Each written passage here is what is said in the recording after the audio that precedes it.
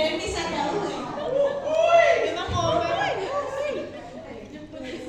Ya, sebetulnya saya itu calon guru ya, tapi karena belum mengajar, saya akhirnya memilih untuk berjualan terlebih dahulu seperti itu.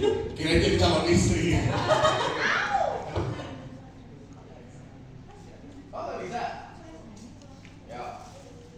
Oke, next. Yang pertama, alasan membuat usaha. Jadi usaha saya ini sebenarnya punya kakak saya. Jadi dia itu pecinta miliki tahun 90-an. Jadi dia merasa kalau membeli miliki yang sekarang itu kok tidak ada yang seperti dahulu ya, rasanya dan teksturnya seperti itu. Akhirnya memiliki ide mengapa tidak membuat sendiri seperti itu. Dari situlah dia membuat milikinya, terus dicobakan kepada teman-temannya. Katanya enak, kenapa tidak dijual saja. Jadi awal usahanya seperti itu. Next mas. Udah. Bisa saja.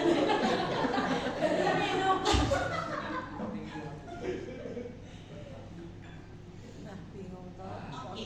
Selanjutnya untuk membantu seseorang yang putus sekolah ini alasan kita berdiri. Jadi merekrut yang membantu untuk pengemasan di 2 bulan itu kebetulan teman dekat saya. Jadi dia itu hanya lulusan SMP dan SD, tapi untuk pekerjaannya dia bisa cepat. Misalnya 2,5 jam itu dia bisa membuat 100-an miliki seperti itu. Untuk yang kedua itu saya ingin berkolaborasi dengan ibu-ibu rumah tangga, jadi agar mereka memiliki penghasilan dari membungkus yang ribuan itu. Terus yang ketiga, melestarikan jajanan tradisional tahun 90-an. Oke, lanjut.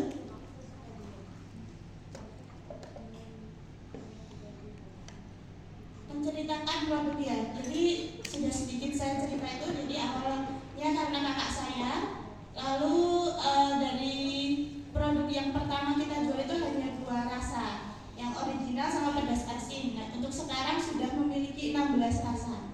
Dan jenis untuk bumbunya itu ada 2, bumbu kering dan bumbu basah. Di sini siapa yang sudah membeli produk saya? Waduh, ya sering.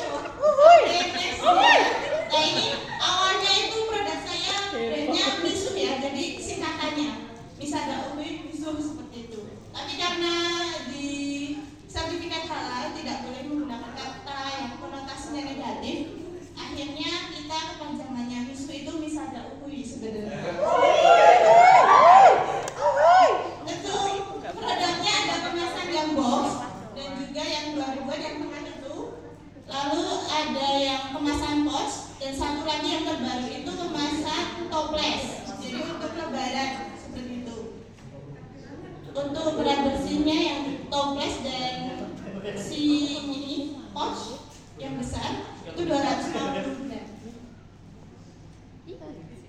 Untuk keunggulan produk kami yang pertama itu dari teksturnya. Jadi kalau orang Jawa itu bilangnya enggak beling. Jadi dia teksturnya renyah seperti itu. Itu bahan yang digunakan juga alami. Contohnya yang rasa varian nori ini rumput laut asli. Jadi di dalam bumbu basahnya kita menggunakan potongan kulit sushi itu, yang buat bumbu sushi itu.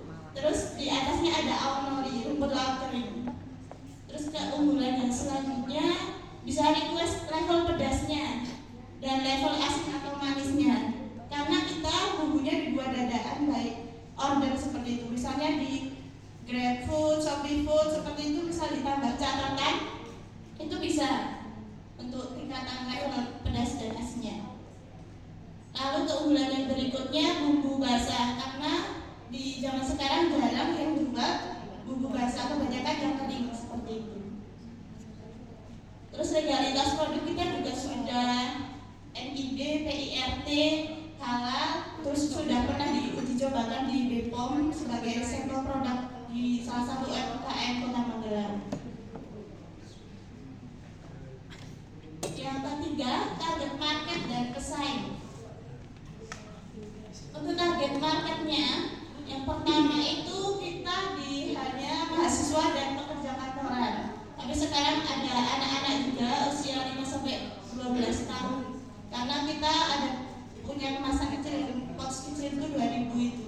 Jadi dititipkan di kantin-kantin sekolah. Jadi memperluas besarnya di situ dan target marketnya. Tapi untuk target omsetnya saya ingin 750 per hari. Karena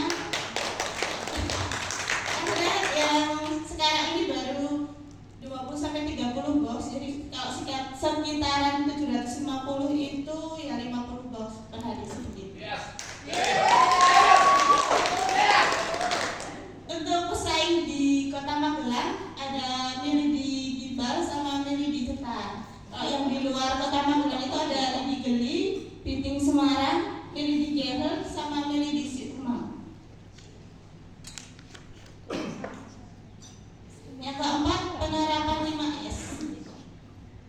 Jadi sebelumnya itu ruangannya tidak di dapur semua, tapi sekarang saya pindah untuk produksinya hanya di bagian dapur saja. Jadi di ruang satu tuh biasanya saya letakkan mie yang kering, terus bumbu-bumbu itu masih terpisah di ruangan yang depan.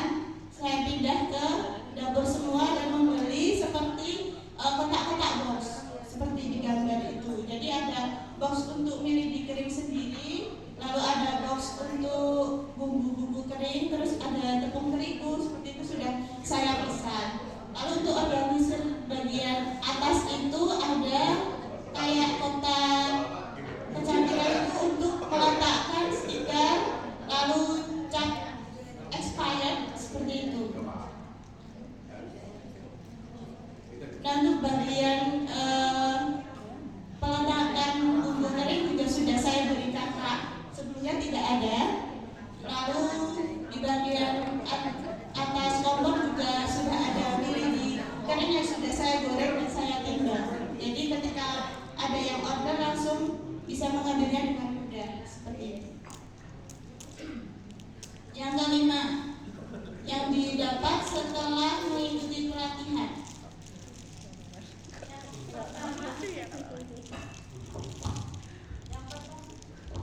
Kita lihat ini. Oke ya, ini bisa lantai ke saya. Iya. Yang pertama itu ada belajar manajemen keuangan, karena sebelumnya masih berantakan ya, seperti itu. Lalu ada belajar konsisten membuat status harian, karena ini berpengaruh sekali ternyata buat recall kalau nggak ada ibu jualan loh, seperti itu ya. Terus yang ketiga ada belajar memikirkan target pemasaran dan penjualan. Seperti yang tadi itu yang sekiranya 20-30 pengennya 50 box seperti itu. Terus memikirkan agenda bisnis jangka panjang. Jadi ke depannya kayak 5 tahun atau 10 tahun itu saya juga pengen punya toko sendiri seperti itu. Atau bisa ekspor, kan juga pernah ikut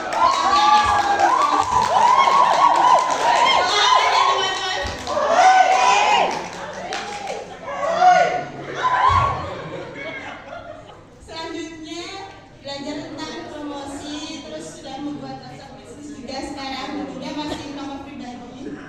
Terus belajar foto produk, terus menghitung HPP, membuat layar harga. Yang sudah diterapkan, beberapa tadi sudah saya jelaskan, yang menerapkan seperti membuat status harian, terus merombak HPP seperti itu, terus membuat rancangan perluasan pasar. Kemarin juga sempat ngobrol dengan Bu Jojo karena segmen pasarnya juga sama di kantin-kantin sekolah seperti itu, di SMA 5 dan SMA 1, tapi belum terlaksana sih. Terus membuat rencana konten harian, membuat price list reseller, sebelumnya belum ada dan sudah saya buat buzzer bisnis, terus meningkatkan layanan, terus menerapkan 5S. yang dirasakan setelah mengikuti pelatihan. Yang saya rasakan itu lebih merasa tertantang ya, jadi ingin merubah sesuatu tatanan yang belum tepat itu dan menjadikan bisnis sesuai dengan apa yang telah dipelajari tahap 1 pada